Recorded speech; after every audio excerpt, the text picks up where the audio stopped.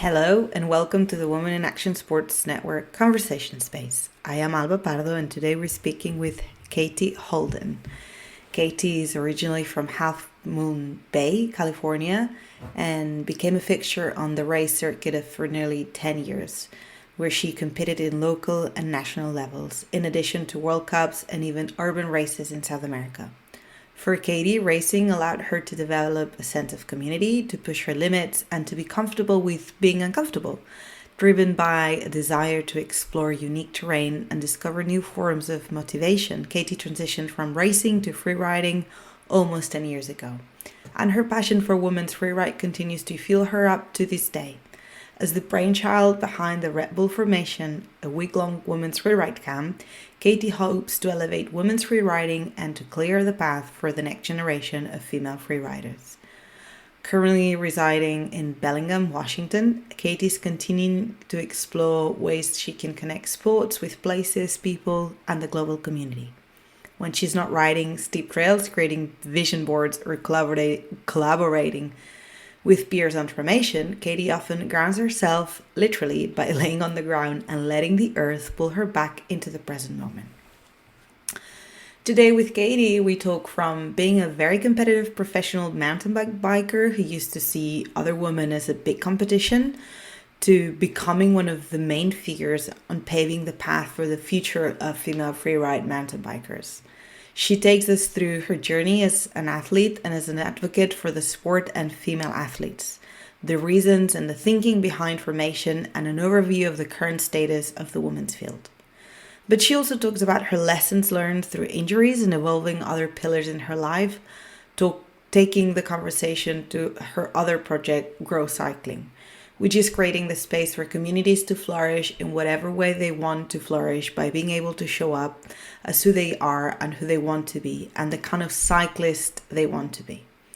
Because in Kate's words, it doesn't matter what kind of cyclist you are. If you ride a bike, you're a cyclist, and that's all that matters. So without further ado, please meet Katie Holden. And thank you so much for having the time to talk to us today. Well, I read somewhere that you fell in love with mountain biking a bit not on purpose. Yeah, so I mean, my intro to mountain biking was quite random. I went to a small, basically like a magnet or a charter school growing up, and we had this week where there would be like a break from classes and teachers would take students to go do something like a trip or like a skill, like cooking, film festival, a sport, like an international trip, whatever. And when September 11th happened, my trip was canceled. Right. And one of the only trips left with space was a bike trip. So I ended up on the bike trip, and prior to that, I had no interest in bikes. I didn't have a bike. Like I knew nothing about bikes, but it was like a downhill specific focus camp, and it just blew my mind, and that was the beginning of it all. Cool. So how do you go from that to actually competing and becoming a professional athlete? Yeah, so I mean, if you kind of back it up, back in those days, there wasn't like social media or anything like that. So like the way to meet people was to go to events.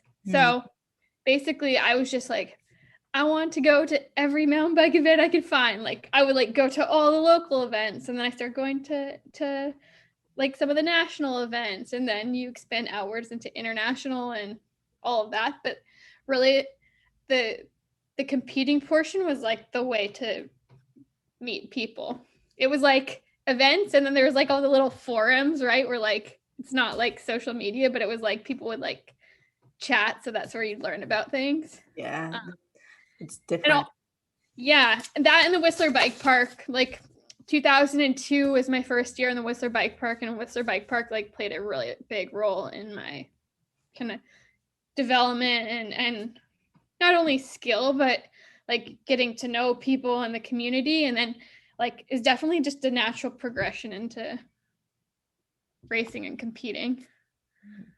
Absolutely. How did you, because now women competing in downhill and in the World Cup, and it's a more common thing. There's more and more women every season. Mm-hmm. But a few years ago, and Mm-hmm. well, 10 years ago, there wasn't that many women. Mm-hmm. Did you used to train with men, and Mm-hmm. like how did you team up? How did you progress yourself? Yeah, I mean, the women's field is so stacked now. I feel like I would be so far back. I mean, it's so incredible to see just the level and the depth of talent. It makes me super excited. Um, I will say that back like in the beginning, I mostly rode with guys, and like the Whistler Bike Park is where I definitely spent the most time riding, and there weren't that many girls at that point in time. And so yeah, I was like friends with the girls, but I mostly rode with the guys. And I guess something like I could talk about a little bit later, but I felt like actually for quite a long time, like I would say like maybe like the first like third of my career, I felt like I was like almost like overly protective of that space, because like it didn't feel like there was space. And I feel like in a lot of ways, I know this is like an overgeneralization, but I feel like for a long time, like kind of women have been Looking over like each other, or yeah. led to believe that there's only like so many seats at the table. Mm-hmm. And so you'd be kind of like protective of that. And I definitely felt like I was like that when I was racing, and particularly in like that first third of my career, like I said. But then Rebecca Rush, like who's been an important part of formation, all of that, she was like this, like came into my life and just like radically changed that viewpoint. And with that, like this whole just like it completely changed the trajectory, I would say, of my career. Just like when I kind of like shifted that to creating more space and elevating others, and just creating opportunities. Like it's not that there's limited seats, you just have to make more space, right? And The space is there. You just need to grow it together because it's easier. yeah. Mm. And Yeah. also, if there's not, if like if someone is better for you, better than you, or better for a job or a sponsorship or whatever that is, like if that's like a great problem to have, like that there's like a talented people. And I feel like that's not the opportunity is not meant for you, that like you should like elevate and lift it. Like the opportunities will come for you when they're right for you. But I think just like uh, not holding on to those things too tight, and like if something's not right, like suggest someone that might be a better fit. You know what I mean? It all comes around. Yeah, what goes around comes around. Absolutely. Um, so talk to me about formation. Talk to me about what made you really push for it. I know you tried to qualify for Rampage. Mm-hmm. Didn't go quite well, or as you envisioned as first. But how do you feel that that gave you now the opportunity to create formation? Yeah, I mean, first I want to say there's been a lot of women over the years that have definitely made like big moves in the freeride space, and like there's a lot of women who have had dreams at competing at Rampage. So I'm certainly not the first or the only one in that regard. Like there's definitely been um, like it's been there, and it's like a very clear goal and target for a lot of people. Um, I guess for my personal journey, it started back in like 2010, and I went out there for the first time, and I was a digger, and I was like totally freaked out, but equally inspired by the whole thing. And then I was like, just, I wanted to learn everything and do everything. And I kind of dedicated this big chunk of times for like I guess like the next 5 or 6 years to kind of pursuing that. And yeah, at the end of the day, like I didn't have what it takes. Like there's a lot of reasons why I didn't like succeed. And I don't really consider it success or failure, because like all the formation stuff is like way bigger than whatever it would have been for me. Yeah, plus like I don't know, I don't really believe in like the failure thing. It's all kind of relative, right? Absolutely. Anyway, and yeah, like there's like honestly like there's a lot of girls that are like more talented in that space, and I just had kind of like worked in all these different areas, and like I had learned a lot over that time period. And also kind of going back to what I said earlier about being protective of that space, I felt like one of my huge downfalls of that, where Rebecca had kind of like introduced this thing and I had changed all these other parts of my career to be inclusive, but I felt like I was like really protective and secretive of this dream, because I wanted it, and I like wanted it so bad for myself that I didn't really include other people. And ultimately, like I think that is a contributing factor to like not achieving that in a lot of ways. But then fast forwarding to formation, like that dream kind of like never went away. Like I learned a lot, and I was always like, whether it's like for me or for someone else, like it was always there and present, but I didn't quite know how to make it come to life. And so yeah, in 2019, the stars aligned and connected with Red Bull, and it just went like, we made formation in like a matter of like 3 months. Like we just had our head down and we just did it. That's crazy when you think of that. And so now the first one's done, and you don't only have the experience of being at Rampage and being in Utah and that terrain and all of your career as a professional and competing and so on. You already have one formation in your experience in the books. And so it's already proved now that women can write that the level's there, that the skill is there, the determination is there. How do you go towards the second event? What's the goal now? Because the goal, I guess, on the first one was to show the world that women could do this, but now it's done. So what's the goal of the next events? Yeah, so I guess kind of taking a step back for a second, you look at kind of like just this context, like Casey Brown made like some seriously big moves. She's probably like the most talented woman to come out of the freeride space. She's just incredible. But Casey is always kind of like the outlier in that space. And when you're one, it's like really hard to make the splash it needs, like that tipping point, right? As one person, it's hard to like get to that point. So when the opportunity of formation presented itself, we,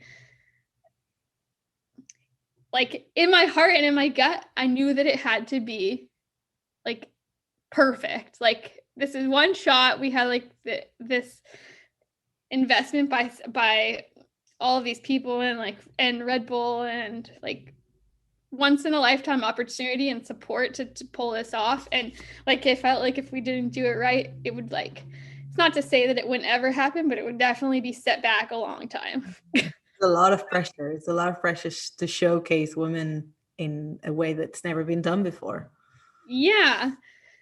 So when the athletes were selected, I wanted to pick women that were just incredible athletes. I picked, there's a lot of women out there on the slope style side, but I thought for this like first iteration, I wanted to pull from more of like the downhill racing side, that they're on the more progressive side of like the downhill racing side, and they do some tricks, but their background is in racing, because with racing comes like a really good understanding of bike control and like incredible technical handling skills, and like really like they're like cool, calm, and collected, and can dial in the mental aspect, and they're used to hitting big jumps, and they're used to dealing with pressure, and they also just like can like really lean into the occasion and like step it up when there's pressure on. And so when we were kind of getting that first initial group, like it felt like this like really kind of like obvious powerhouse group of women that would approach this terrain and just like ride it with so much speed and style and power, and like they would look like they belong on that terrain, and there would be no doubts that they could ride the terrain. And that's exactly what, like, just seeing them out there, you're like, obviously they can ride it. Like, look at they look so good when they ride it. So yeah, just like having that kind of like rice, or that right combo of recipe, or sorry, right like recipe of riders for that first iteration was like, that was the tipping point to just show like the true potential of how well women could ride that terrain. Are you looking into mixing up things a little when it comes to riders for this second edition? Yeah, so it's definitely important, I think, for the future iterations to kind of blend experience and fresh talent, is particularly in that terrain where it's just like a whole nother animal. That kind of blend of experience and personalities and styles is really like a big contributing factor to the success. So we have 4 returning athletes and then 4 new athletes. Okay, wow. That's So, exciting. yeah. Yeah. And then we also have 2 alternate athletes as well, which is like, was pretty cool to be able to kind of put them in the queue. Like, definitely like athletes that we'd like to see out there in the future. One of which is Alma. She's in Sweden. Yeah. She's second alternate. Good.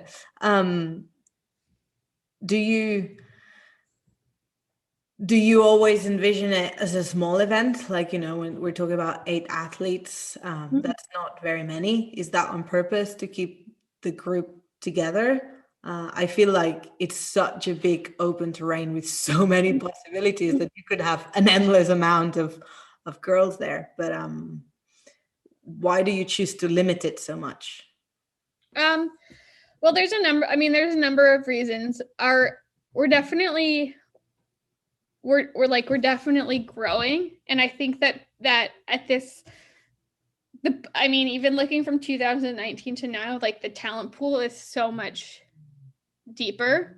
But like, I guess formation doesn't have to be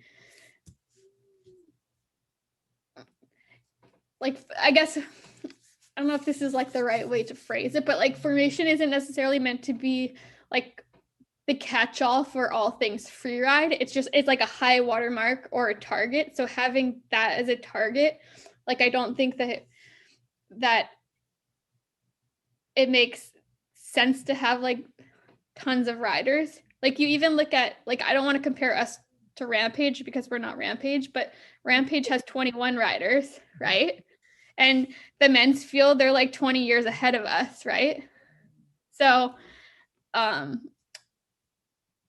I think that it's kind of selecting athletes that you think are going to like perform the absolute best in that terrain, and then continually making space and opportunities for like that rising talent. And like, hopefully our numbers will grow each year. But in contrast, or I don't want to like draw comparisons to Rampage, because not Rampage, it's like not a competition. It's really a progression session. So that kind of like group dynamic and that camaraderie is like a really big part of it. And as soon as the group keeps getting bigger, like, you lose a bit of that.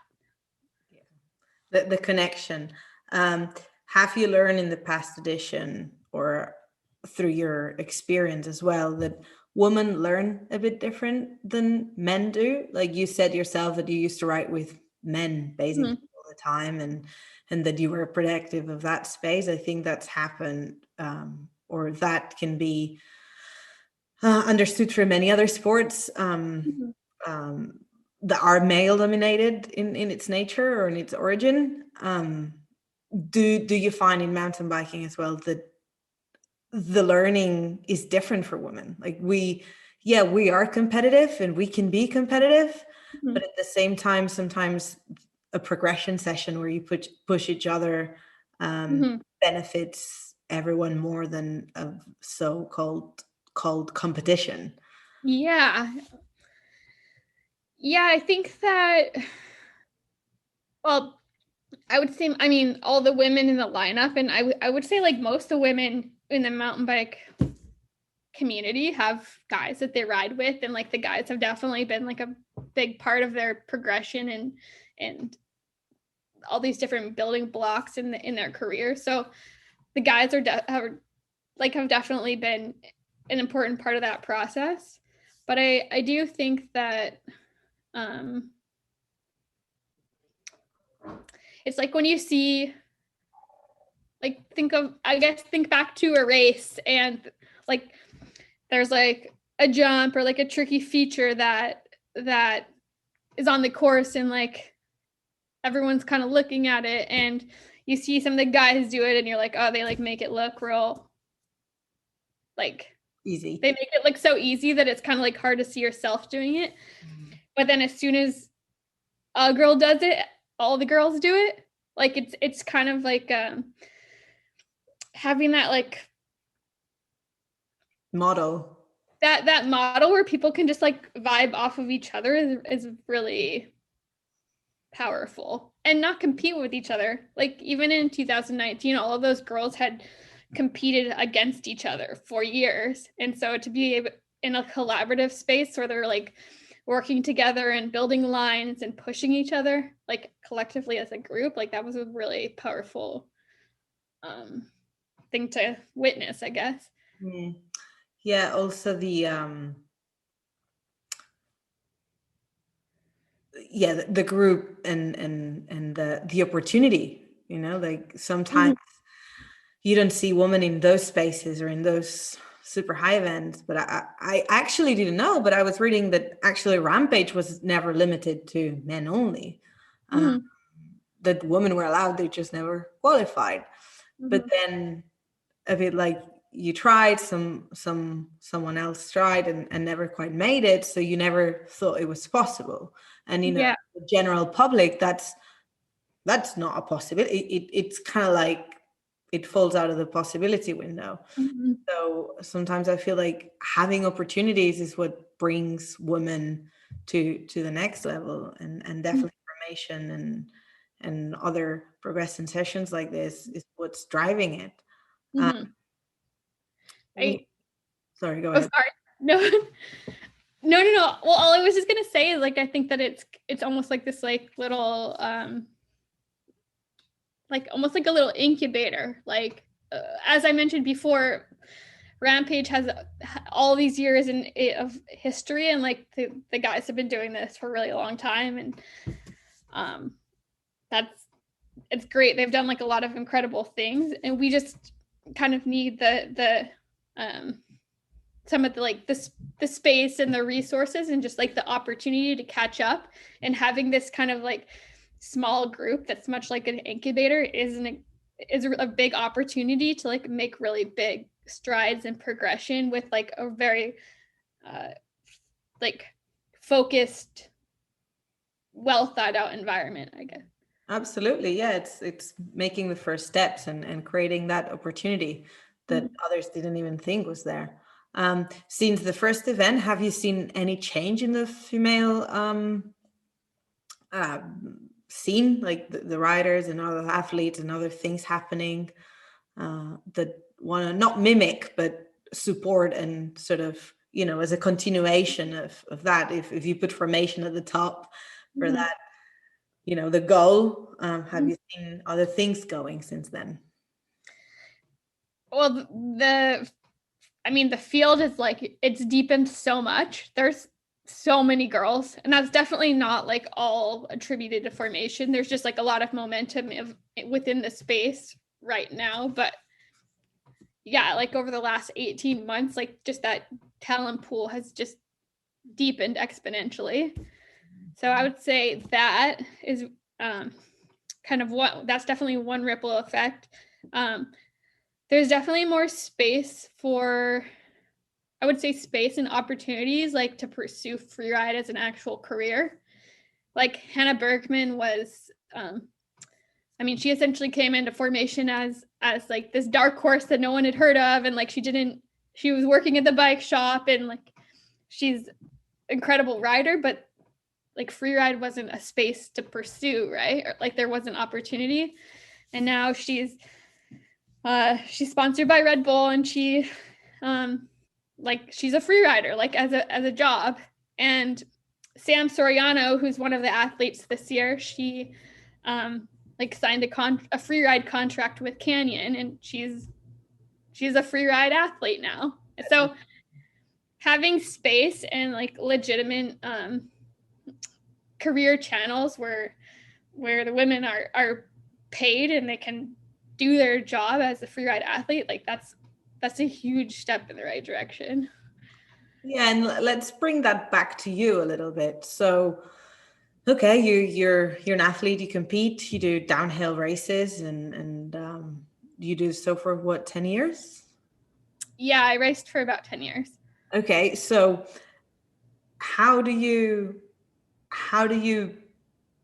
see being a professional athlete when you started, and how do you see being a professional athlete now? What has changed? What has stayed? Mm-hmm. I mean, it's really tough to make it as make a career as a professional mountain bike athlete as a woman. And I don't say that to it's not meant in In a whiny way. No, I in get a it. whiny way at all, but it's just like as a fact, it's like very difficult. I mean, I definitely like struggled with that when I was racing. I definitely had jobs, and I like it's definitely a bit of a juggling thing. I When Liv picked me up in 2013, that was like my first like full on like legit athlete contract where it was like I could just focus on that as a career. And that was like that, like prior to that, I felt like it was just like a constant juggling of things, right? And that was like a huge opportunity. And that when you have that kind of space, then you can really like strengthen all these other pillars, right? That are important parts of being an athlete. So, I mean, an athlete's not just solely riding your bike. There's like the social aspect, there's like the business aspect, there's like kind of like the public speaking, media, like representative part of being an athlete. There's like the project idea, there's like the travel agent, like there's all these different things. So it's like once you can kind of focus on like building that, like you can make so much progress when you can just focus on being the best that you can within that athletic space. Absolutely. Yeah.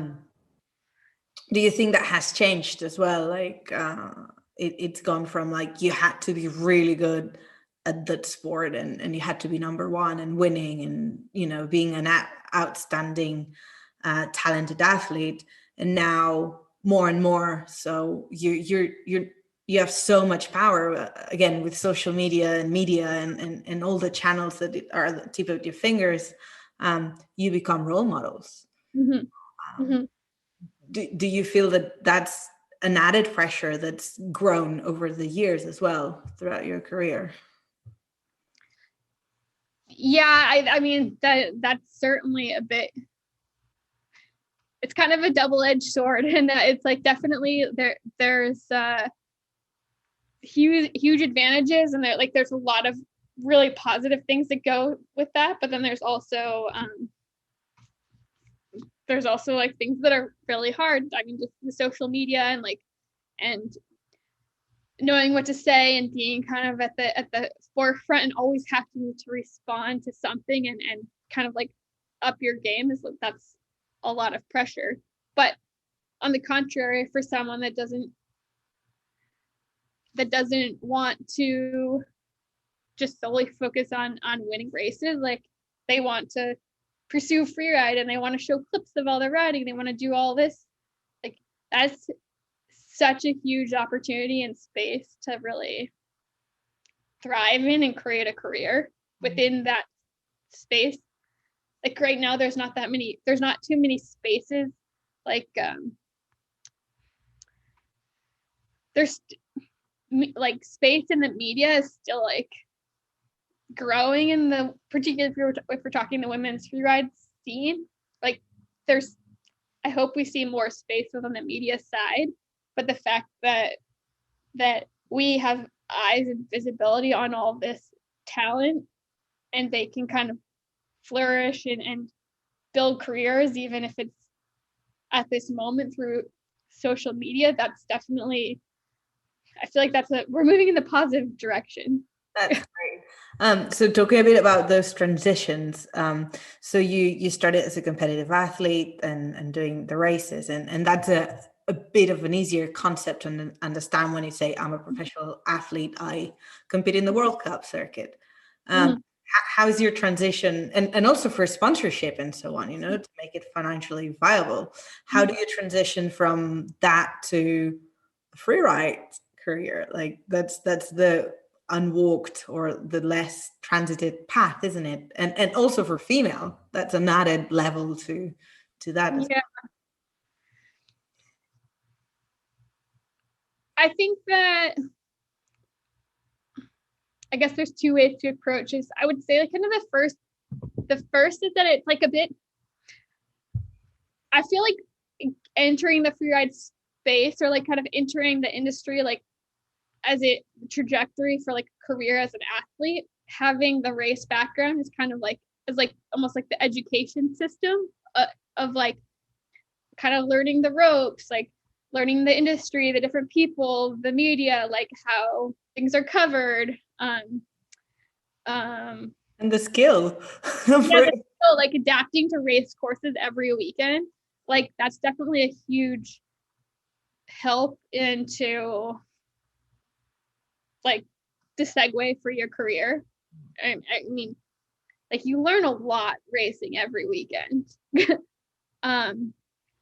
But that's not to say that like that's the only path now, but I think that kind of so for athletes that are entering from the freeride side, I think that there's definitely opportunity to kind of like bridge a gap in some of that knowledge that would be acquired on the race side that's like quite helpful to having a long successful career, and also having balance within that and making sure that those that are coming on the freeride side get that in one form or another. And it doesn't have to be the same or anything, but like that's stuff that I feel is important to creating like a long, successful, balanced career. Also, a thing that really interests me, and I think about it a lot, is how when you're a top athlete and you've done all this journey of from competitive to freeride to filming to being in so many projects and so on, but it's also always been centered in your body, in your skill, in your athletic capacity in such an extreme sport.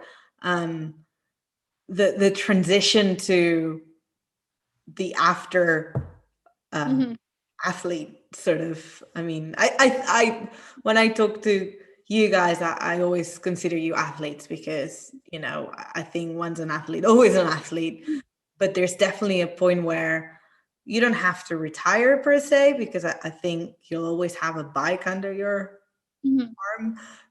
But how do you approach that transition, and how do you leave it? What makes you say, okay, I had enough of that. Now I'm going to do something else. Is it like a breakup, or is it more like a progressive transition, and already finding ways to sustain yourself and keep involved to what you like? For my personal journey, I felt like it's been like a really just kind of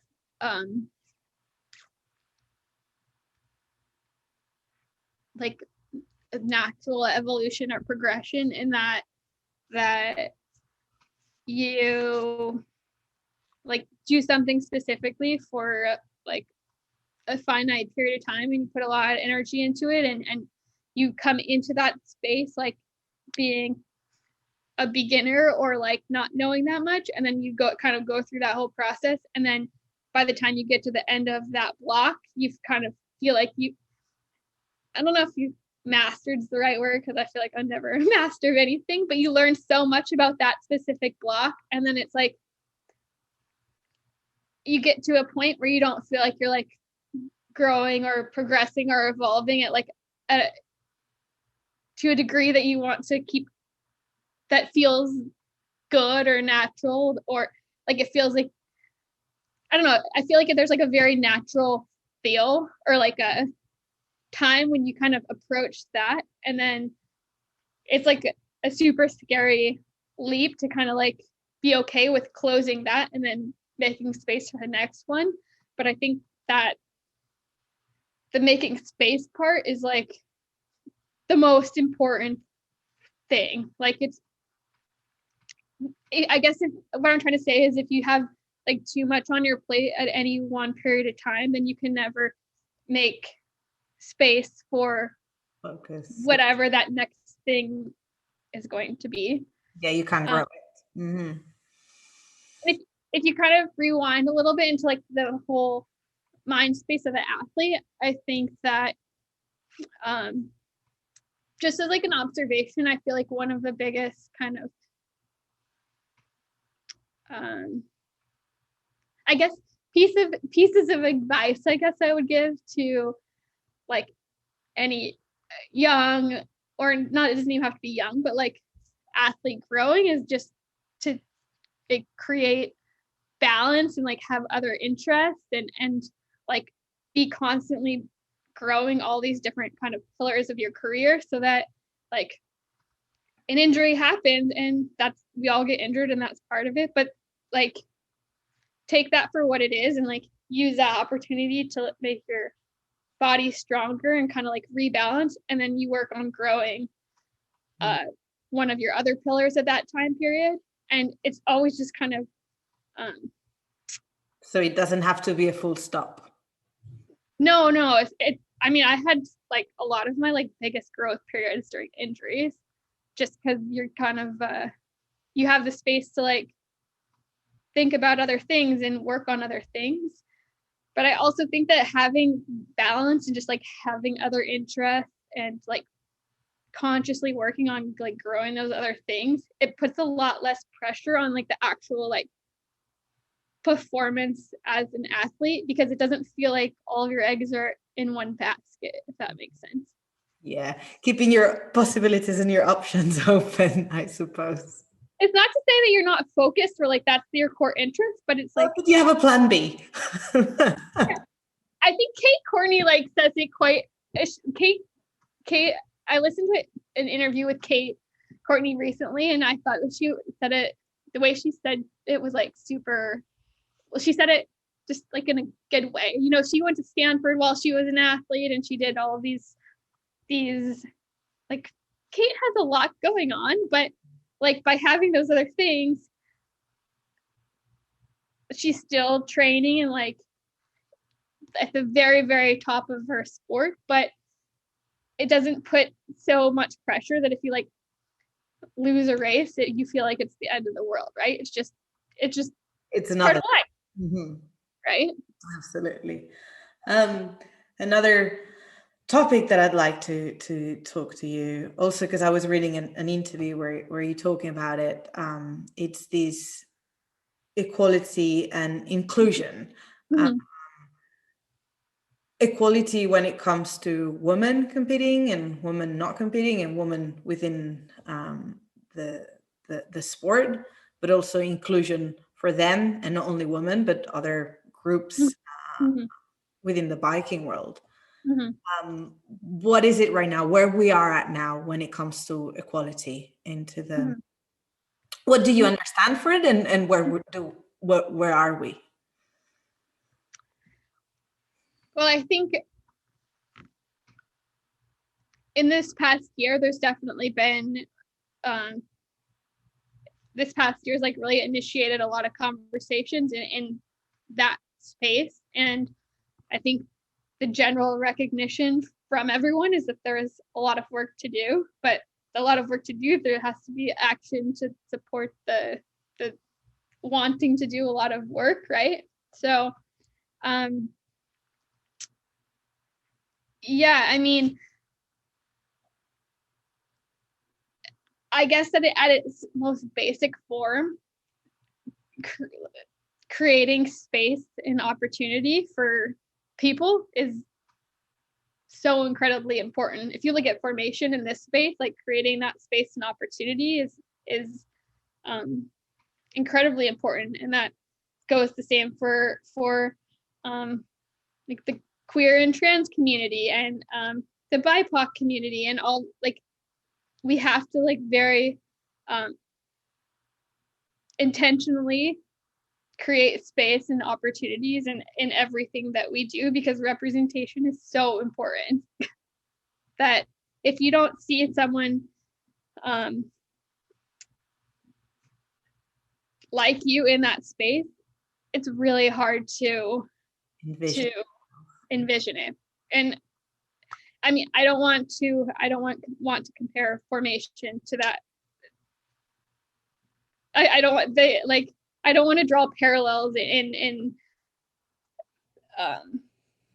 regards to like anything within the diversity space, because I don't want to be, it's not meant to be disrespectful in any shape or form, but just like looking within the context of formation itself, if creating that representation, not just with one woman, but with 6 women, and creating like all these girls see people that they want to be like, and now there's space and opportunity to pursue that. And that is really in all aspects of our industry, like the mountain bike industry and the action sports community as a whole. I hope that people kind of, I guess, take note and recognize like how important it is that there is representation across the board. Yeah, we deserve the opportunity, and we deserve to see ourselves, to dream that we can be there. Exactly. Recently, this year as well, actually, I don't know, you follow the natural selection tours, this snowboarding competition Travis did and so on. And it was the first time that women were involved in an event like that.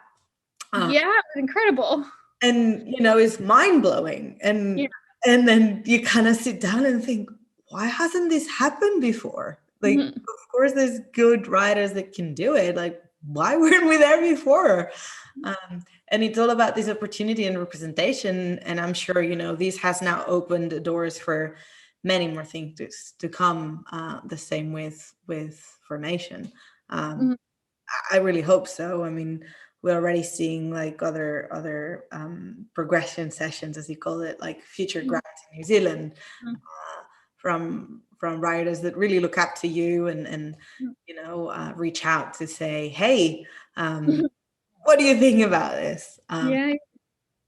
But also, you're also part of this. Let me get it right. Grow Cycling. Sorry, so many things. The Grow Cycling. It's a non-profit for equality in the biking. Tell us a bit more about it. Yeah, so we I co-founded the Grow Cycling Foundation with Elliot Jackson last June, and kind of, I guess, going back to like all of the things I can mention is just like creating space and creating space and opportunities in the mountain bike community. So it was we initially like we were really inspired to grow from the BIPOC community, but it really, I mean, it transcends also, like I said, into the trans community and the queer community and these spaces too, that like, there's space for people, and we want to be able to create representation, career paths, opportunity. And it's not, I think a big part of that is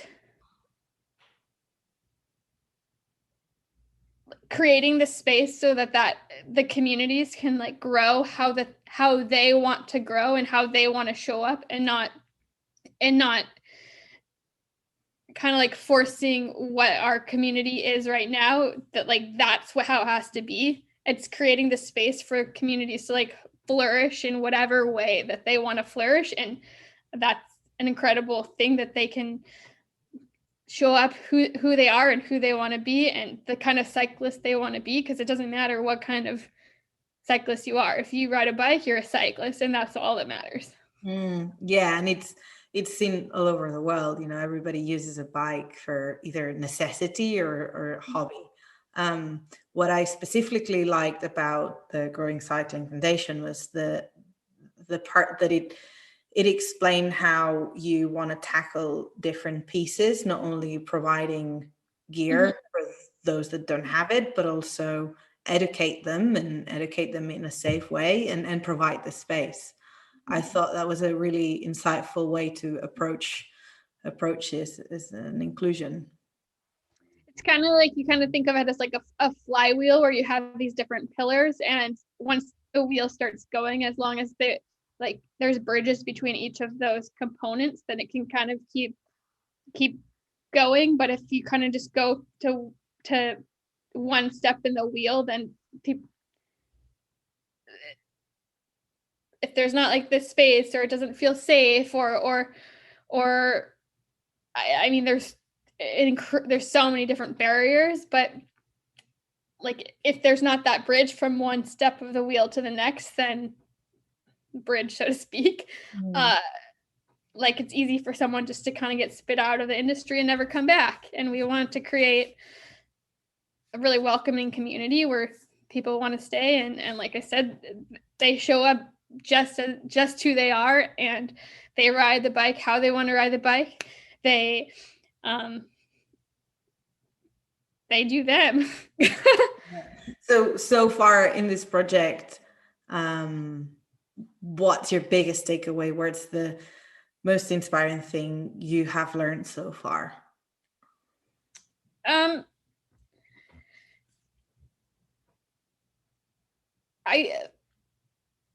There's so many learnings, but I don't know. I think that if you kind of look at all the things that we've talked about as a whole, it's just, I always go back to the idea of representation and how important it is. Like representation is so important. And if there's not representation, like, why is someone going to want to be in that space or feel welcome, or kind of like have something to aim for, right? Yeah, and that kind of wrapped things up nicely to what I wanted to talk about to you last. And it's this drive you show and really embrace of clearing this path for other women to follow, and how inspiring that is. And I just want to say thank you on behalf of all of us watching and following you. You know, like it's really inspiring to see women that are really driving, and they're really putting in the effort and the work and the time to make sure it doesn't end with them. And despite and now it actually, it means even more after hearing you say that you were so protective of that space at one given point in your career, and to see now that this is what you've made of your career, it's super inspiring. what would be your advice or your encouragement to other women or to other people that want to be part of this movement and keep it going? Well, first of all, I mean, thank you. Those are really nice words. I mean, I feel like it's like there's been so many incredible women, and I mean, not just women, just people in my career that have like really like extended hands and opportunities and taught me so many lessons along the way. And I feel like I owe all of that to them. I think that I don't know. I like to borrow the words from Rebecca Rash, who, like I said, she's been one of my biggest mentors. And like from the beginning, she always really just instilled this idea of lift as you rise. So it's not just like you're always thinking about how like your action is going to create more space for like how one positive action, like how it can lift everything related to it, right? Mm-hmm. And I think that there's, I don't know if that's saying like the most articulate way, but basically, yeah, I think it's just not.